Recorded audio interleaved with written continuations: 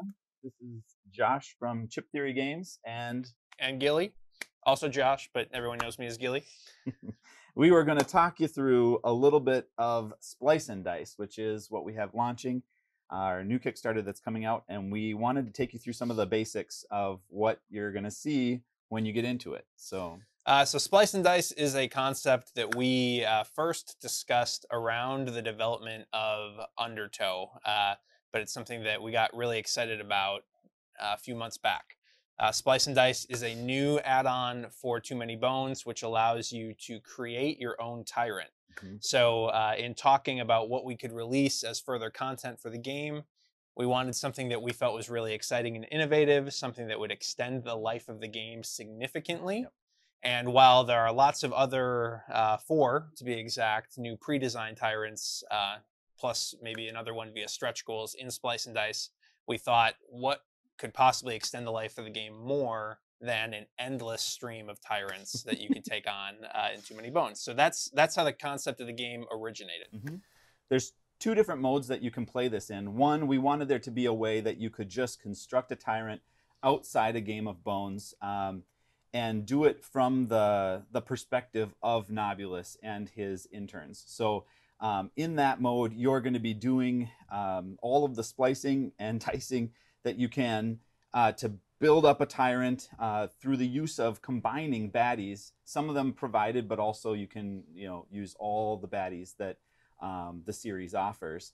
And you're coming up with the most nasty tyrant you can come up with. So we'll kind of take you through how that works, but we're going to do it from the other mode that you can play this with, and that is from the perspective of right during a Gearlock adventure. So that's going to take place right from the start. It's kind of like a dual storyline. You're cutting away to Nobulus developing a tyrant in his labs, and meanwhile your Gearlocks are going through their adventure. Right. So something that's really cool about this mode is the difficulty of it scales based on your party size, and honestly, when you're playing a 4-player game, you're going to end up with a really, really, really nasty guy to fight at the end of the game, because you're dealing with the baddies that are coming out on the mat during your actual adventure. All right, let's get into it. So in Splice and Dice, you're going to be building a tyrant. We already covered that, but there's 2 different ways that you can build a tyrant. Now, one of them kind of exists outside of a normal adventure. It's one that you can do. You can just go ahead, build a tyrant real fast. It takes about 15 to 30 minutes, depending on how strong of one and how many splices you're doing.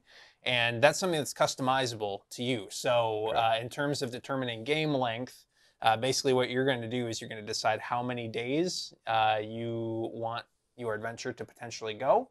And then you're going to subtract 2 from that, and that's how many progress points you want. So the tyrants are going to scale really nicely based on how many days in your adventure you're going to do. So obviously, the more days you splice, the harder the tyrant's going to be. So it's going to scale, the power scales appropriately.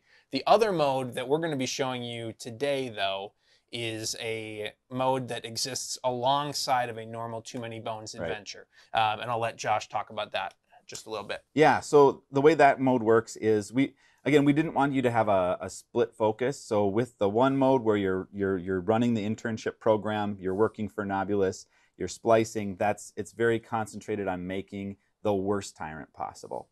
In the other mode where you're playing the Gearlocks, we want you only focused on playing the Gearlocks. So in this way, you're trying to mitigate and trying to keep this tyrant from getting just out of control. Meaning you're trying to determine what baddies and what order you eliminate baddies so that they go into the tanks in a way that the splicing, when it happens, doesn't give really, really good stats to this tyrant. So the normal strategy, the typical strategy in Too Many Bones is when baddies come out onto the mat, you're typically going after that nastiest, strongest baddie first. This mode has the potential to turn that strategy on its head a little bit, because Nobulus only has room for 4 baddies in his lab, and his mech army is coming and pulling the corpses off of the battlefield, essentially, as soon as they're defeated. So they're just going to grab the first 4 baddies that are killed. Defeated, sorry, I don't want to get too violent here. But so if you go and you take out that 20-point baddie right away, that means right off the bat, you've got a 20-point baddie in your tank that you're going to have to pull something from, and it's not going to be terribly pleasant. So that's one of the things we really like about this mode. In both modes, you're going to be doing an initial splice before you even get started, and that's kind of going to set the really, really baseline things about your Tyrant, including which baddie types you're going to be using in your adventure. So again, every Tyrant card calls for certain baddie types. That's all determined by an initial splice. We're not going to take you through that right now. It's pretty basic. It just scales based on the amount of players that are in the game. But but that is how that works.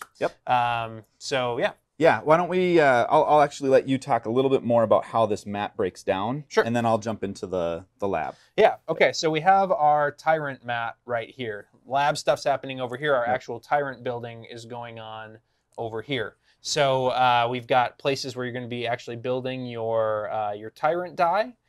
You've got a place where you're going to be tracking your defense stat. You've got a place where you can track your attack stat, which can get really out of hand, which is scary. You have potential to get a lot of health on your Tyrant, build up their initiative, and then right here is where things get really, really interesting, and that's where you'll be pulling baddies' stats. And if you pull a baddie's stat, you literally take the baddie, slot it into your mat like this, and you can see how already, you know, if you happen to get something like this Kobold Tenderfoot, with Hardy and Compound right out of the gate, you also have potential to draw up to 4 more skills that are going to be interacting on this Tyrant, which can get really nasty. I mean, that would be pretty rare to have like 3 baddies with double skills, but it's possible. And so again, in this mode, you're trying to keep that from happening. In the other mode, you're likely going to try to get just a crazy Tyrant built. And so either way, it's pretty cool.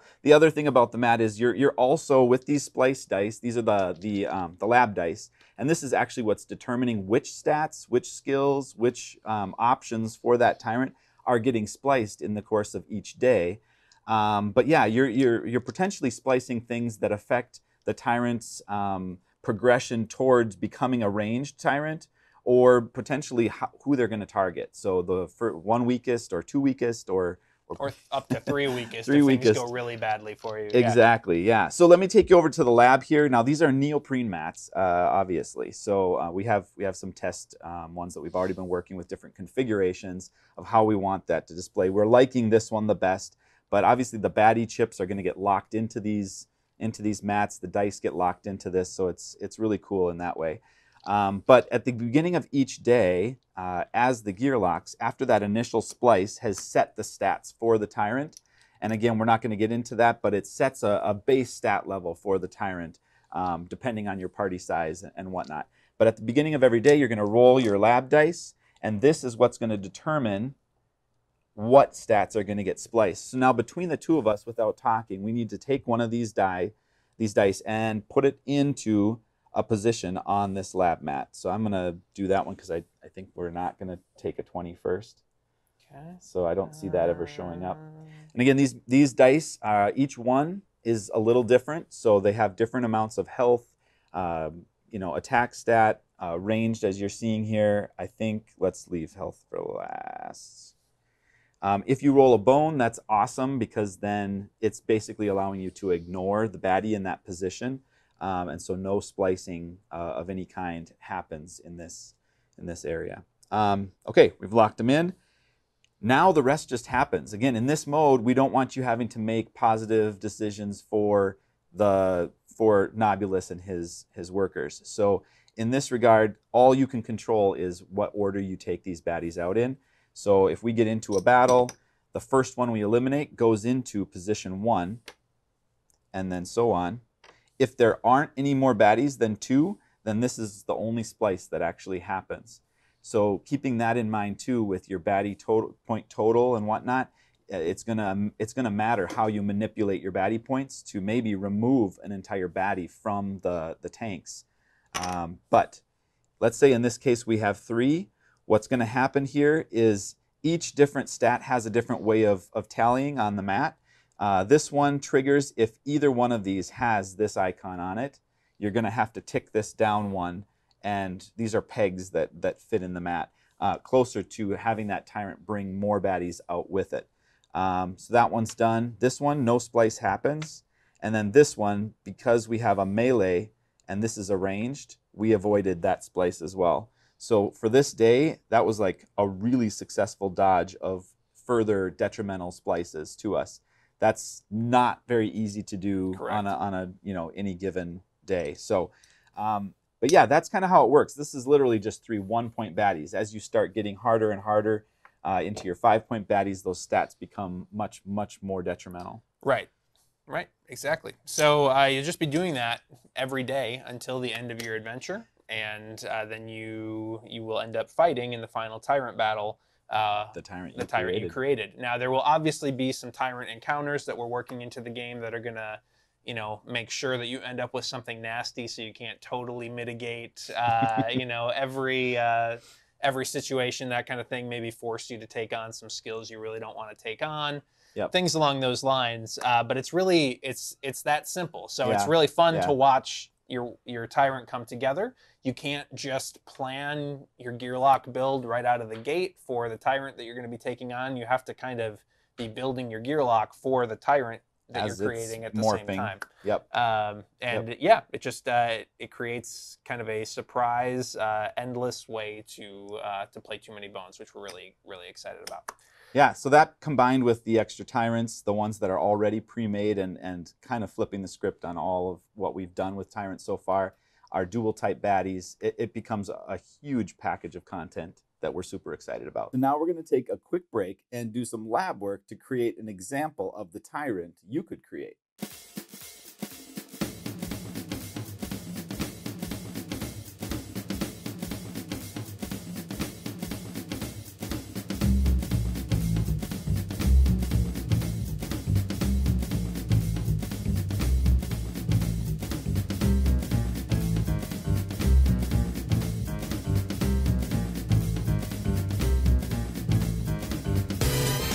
All right, so we just played through 6 days real quick. We speed played worth six days worth of baddies and lab work and splicing.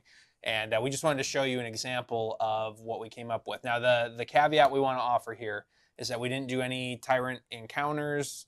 Again, the delivery date on this is December, so we are still very much scaling like how many pegs and everything are going on here. So, but we ended up with kind of an interesting tyrant. So I'll let Josh take a crack at the initial explanation here. Okay, well, we ended up having to splice in 2 sets of baddies for skills, and that wasn't necessarily something we wanted. The one that was really interesting there was like the untargetable. Since this tyrant ended up having some defense, there's a good likelihood that he's going to roll some bones.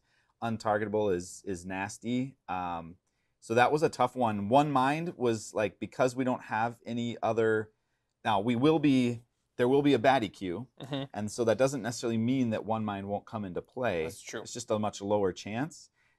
So as you can see down here, we're going to be facing Beast, Scale, and Goblin baddies, and so that's what our BQs are made up of.